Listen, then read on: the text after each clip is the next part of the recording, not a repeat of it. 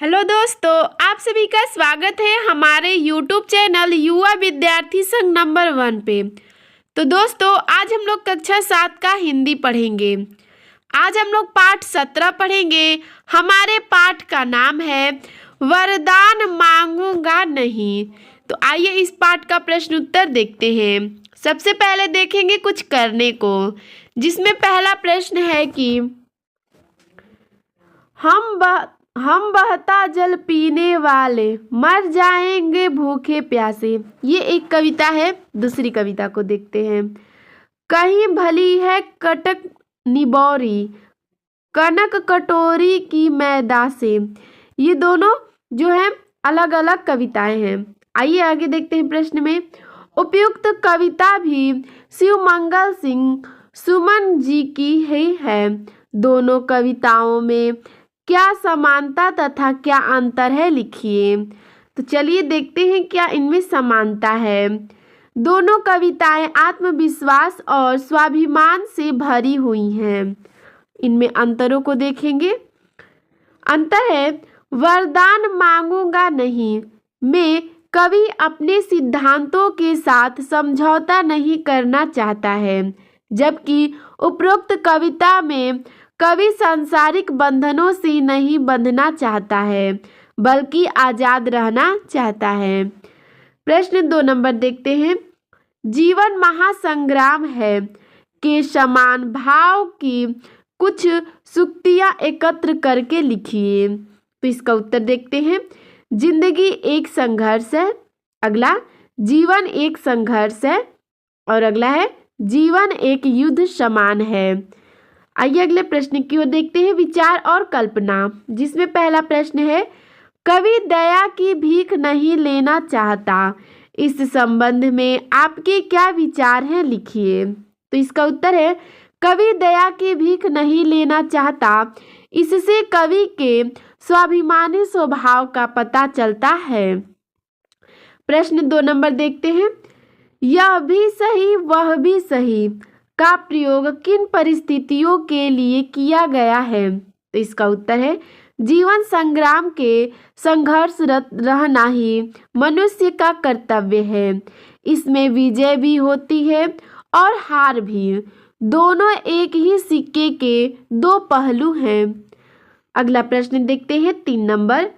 कविता के मूल भाव को ध्यान में रखते हुए बताइए कि इसका शीर्षक वरदान मांगूंगा नहीं क्यों रखा गया होगा तथा इस कविता के क्या क्या शीर्षक हो सकते हैं। तो आइए इसका उत्तर देखते हैं। कविता के मूल भाव से कवि के स्वाभिमानी और आत्मविश्वासी होने का पता चलता है और ऐसे पुरुष हर कार्य अपनी ताकत पर करते हैं। वो किसी के आगे झुककर या मांगकर अपनी जरूरतों को पूरा नहीं करते हैं। इसलिए ही इस कविता का शीर्षक वरदान मांगूंगा नहीं रखा गया होगा। इसके शीर्षक हो सकते हैं जीवन संग्राम, स्वाभिमान। आइए देखते हैं कविता से, जिसमें पहला प्रश्न है, निम्नलिखित पंक्तियों का भाव स्पष्ट कीजिए। तो इसमें जितने भी प्रश्न हैं उनके भाव स्पष्ट करते हैं। प्रश्न है क नंबर। कवि तिल तिल मिट जाने के बाद भी किस बात के लिए तैयार नहीं है। इसके कहने का भाव को देखते हैं। कवि कहते हैं कि जीवन रूपी संग्राम में हमारा शरीर भले ही थोड़ा थोड़ा करके घिस जाए, लेकिन वह फिर भी किसी से दया नहीं चाहता है। अगला प्रश्न है ख नंबर। लघुता ने अब मेरी छुओ, तुम हो महान बने रहो। इसके कहने का यह भाव है कि संघर्ष पथ पर चलते हुए कवि का संकल्प यह है, उन्हें इस पथ पर चलते हुए जो भी मिलेगा, चाहे वह दुख हो या सुख, हार हो या जीत, जीवन हो या मृत्यु, वे सब कुछ स्वीकार कर लेंगे, लेकिन ईश्वर से वरदान नहीं मांगेंगे। प्रश्न ग नंबर देखते हैं।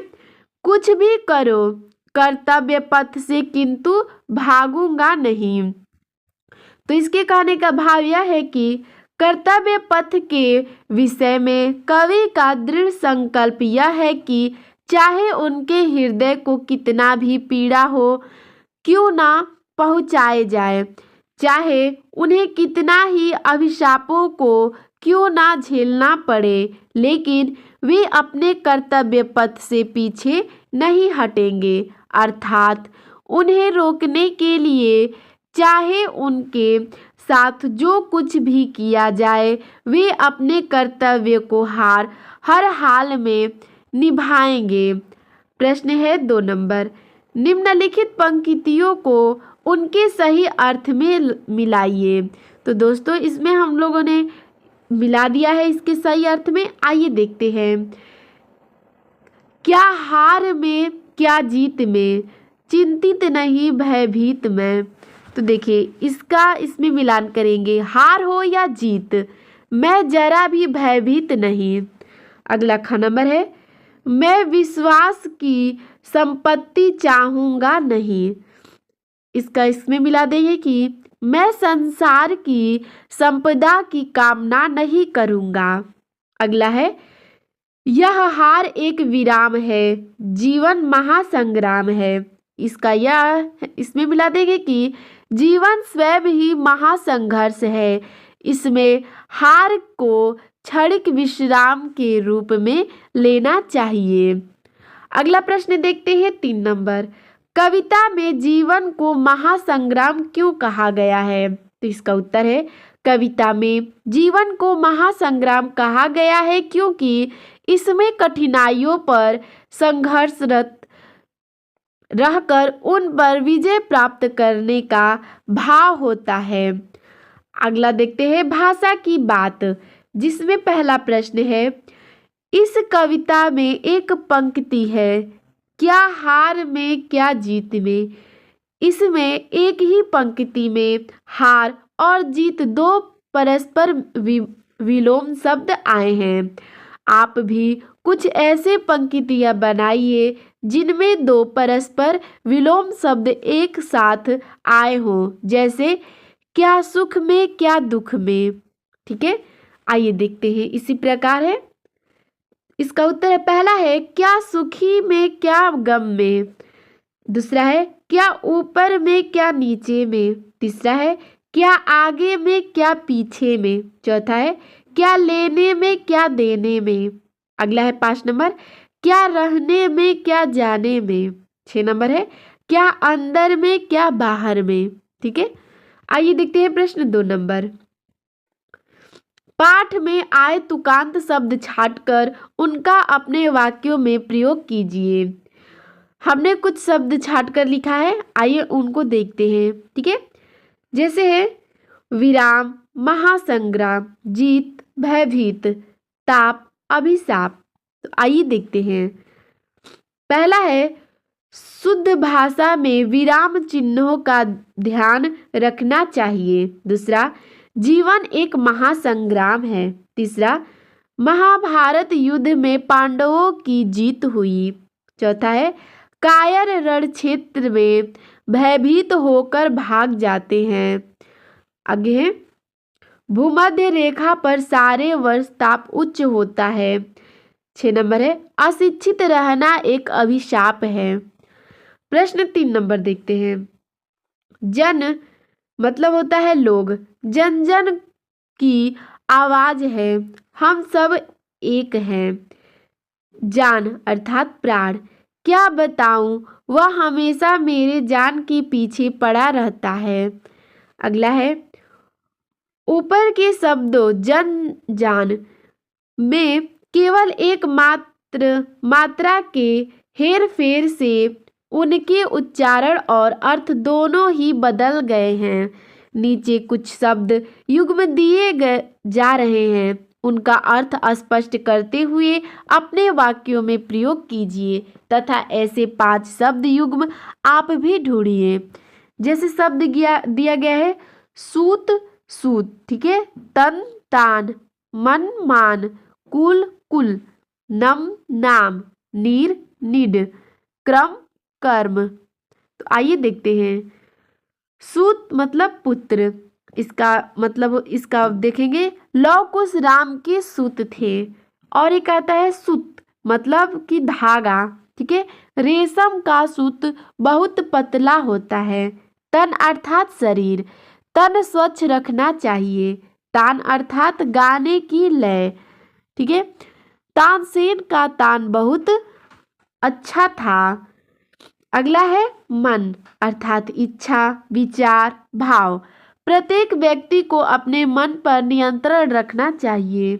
मान अर्थात सम्मान, हमें अपने से बड़ों का मान करना चाहिए।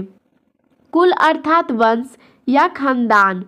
सीता सूर्य कुल की पुत्रवधू थी। अगला है कुल अर्थात किनारा, नदी का कुल बहुत चौड़ा है। नम अर्थात गीला, बारिश से धरती नम हो जाती है।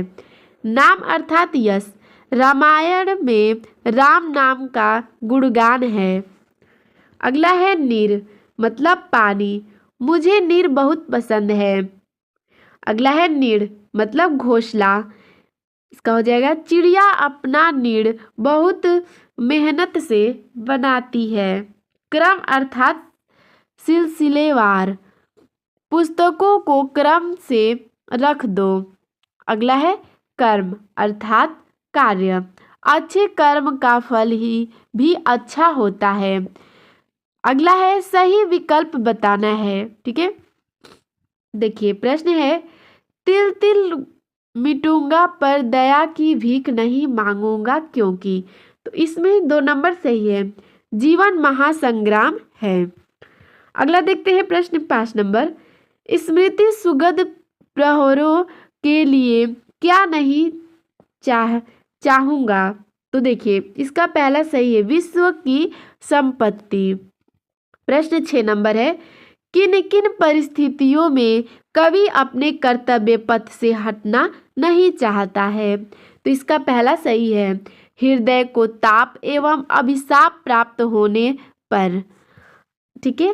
तो दोस्तों आपको हमारा यह वीडियो कैसा लगा हमें कमेंट में ज़रूर बताइएगा। धन्यवाद।